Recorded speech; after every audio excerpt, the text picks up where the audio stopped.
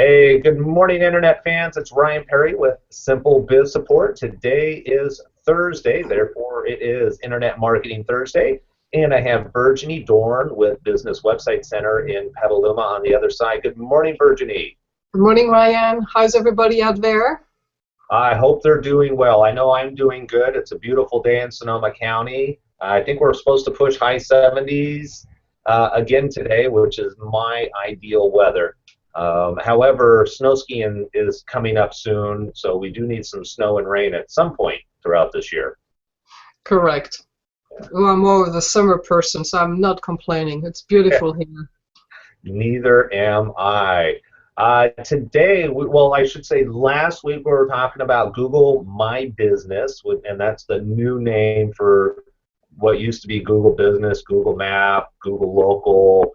It's gone through all these different iterations, and we really talked about the importance of, from an SEO point of view, one of the first things I think everybody should do if you haven't done it already, or if you're building out a new website, new business, is you need to be in Google My Business, because you're plugging your company information directly into Google's database. And if you want to be found in Google, you got to be in their database. And so we talked last week about going through and actually setting up Google Places correctly, because there are some important things that you want to do that can affect your ranking.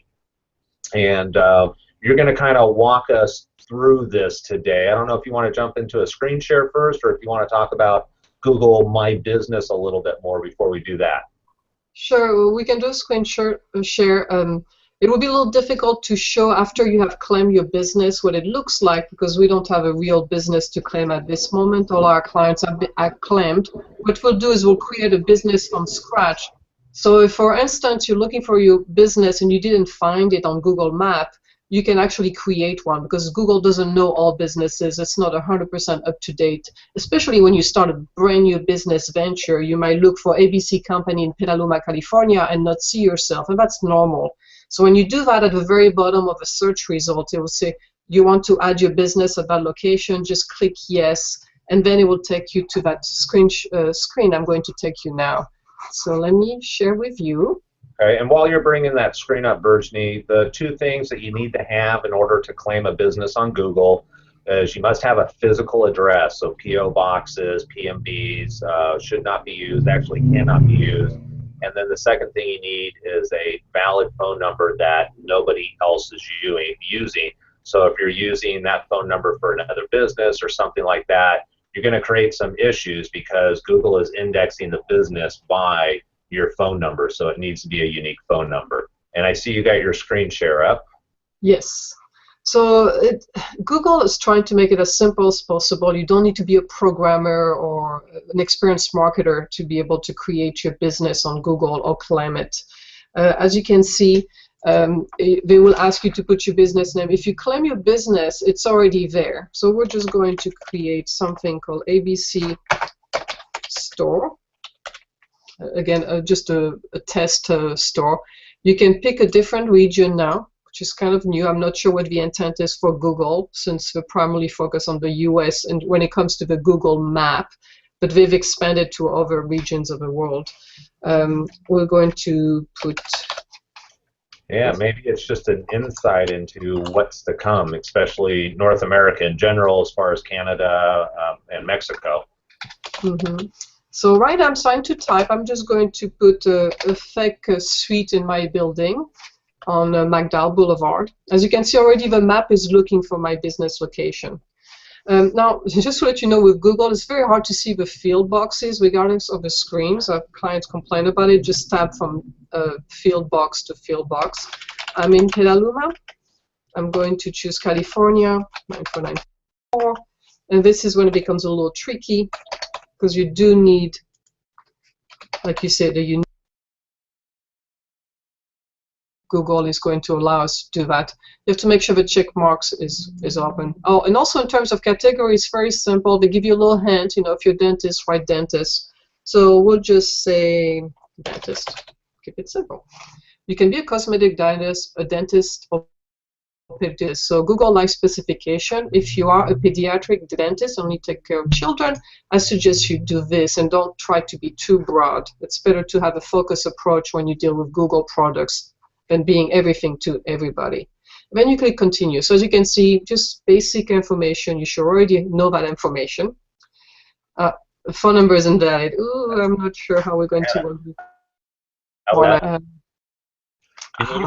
You probably, do you have like a fax line or something at your business? No, we do fax. I know, neither do I. It's just, you know, sometimes if you go one digit off or if you have two lines, unfortunately I only have one line.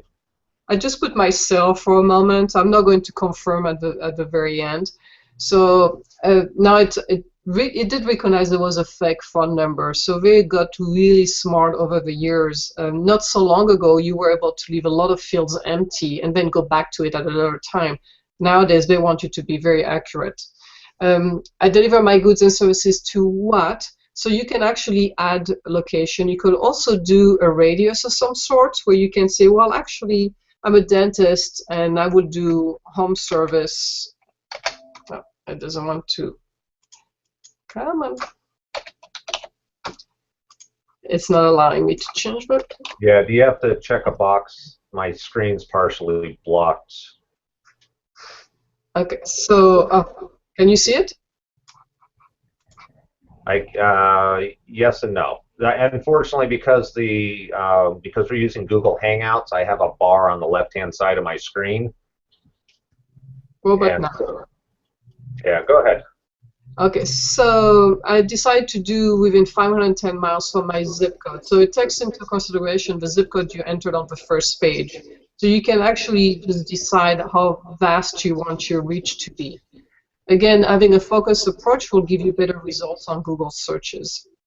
Then you continue.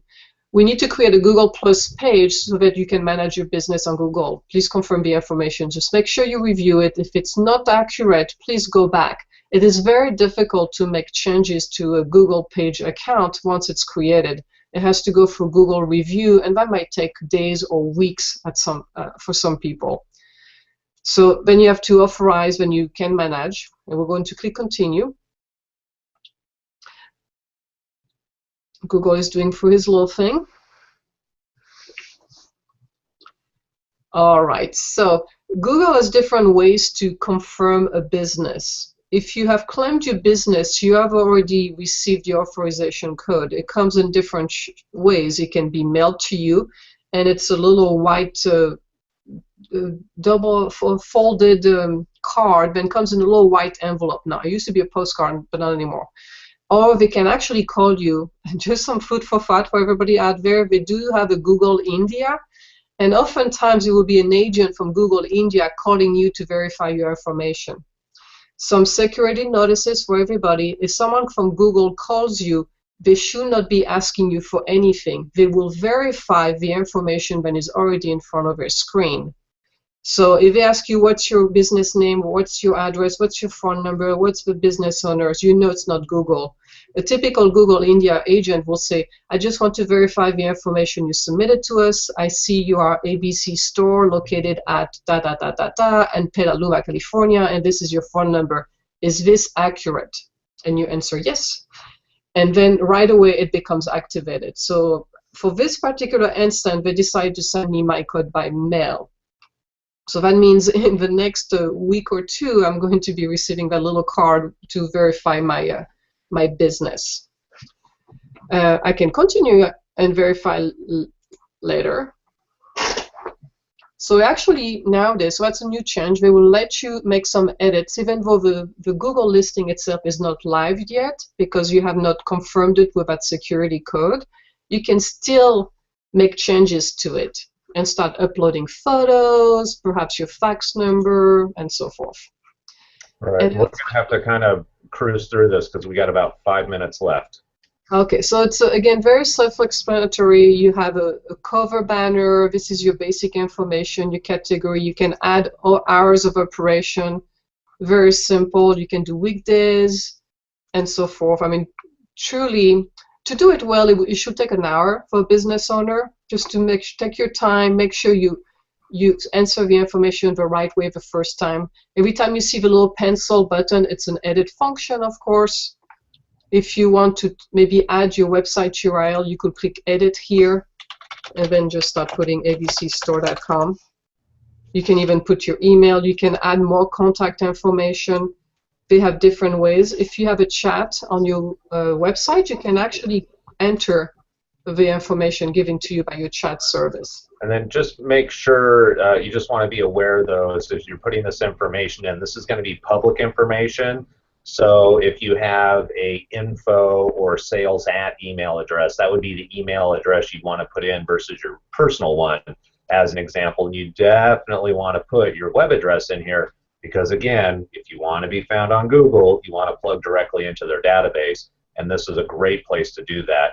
And the key thing for me on when you're doing this is that the information is consistent across all the different social media platforms and local search directories. So if you move, it's really important that you go back into Google, update your information, your new address, but now you have mixed information. Google shows one address here, but then on your Facebook account it shows a different address.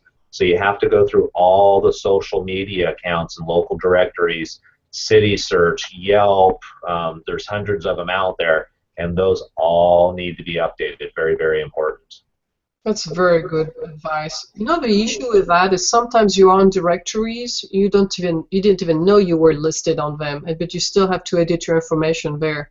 Right, that's where Moz.com comes into play. If you check their local search, it'll check the biggest directories and let you know if there's issues. I agree. So I think, are we about out of time for this? Because we could truly spend a we got about 2 minutes. The other thing, in order to fill this out correctly and completely, you definitely want to put your company hours, your business hours in. And the other one are photos. Photos are really important. If you have any video, put videos up. And don't use stock photos. Actually use pictures of your business, you know, employees, yourself, all of that type of stuff, because it actually adds to the, you know, when people come and visit your page, you're personalizing it, you're humanizing the page, and that's what this is about. This is my business. It's a local search. This is, you know, Coca-Cola is not really interested in being found locally wherever their main headquarters is because they don't want customers there. However, if you are a dentist, if you are an attorney, if you're an auto body shop, I mean, think about all the businesses that support a local community. It's really about local people in your community finding you, finding that dentist, that auto repair shop. And if they're looking for you, then you really got to think as a business owner, how are people going to connect emotionally to me? And that's where finding the right pictures, making it easy for people to find a good email address, a good phone number, you know, hours of operation. Just make it easy on them so that they'll want to do business with you, and instead of going, ugh, this profile's incomplete, they have no pictures, or they've got one picture and it's just their company logo.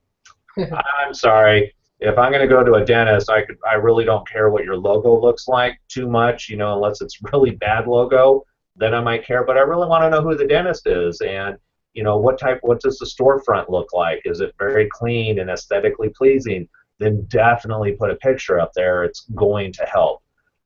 The other things are going to be the descriptions. You know, they ask for company information. Fill all of that out. It just gives a better, complete, what do I want, presentation, so that when people come see you, they can actually get an idea or understanding of what your business is and who you are as a business. What do you stand for? A lot of that can be conveyed through a good profile that's filled out. And then the last thing I want to say is that once you do have your business and it is claimed, now you can start marketing through Google+. People can start liking you, you can start sharing your videos, like I do with these videos. You can start sharing other people's information. You can socially engage with people just like you would on Twitter or Facebook for business. Yes. And that's all I got to say. What's the truth? So there. Out there. All right, and we are out of time. So that is Google My Business. They recently changed the name, so I got to remember the My. All business owners that have a local presence, you really need to be at Google My Business.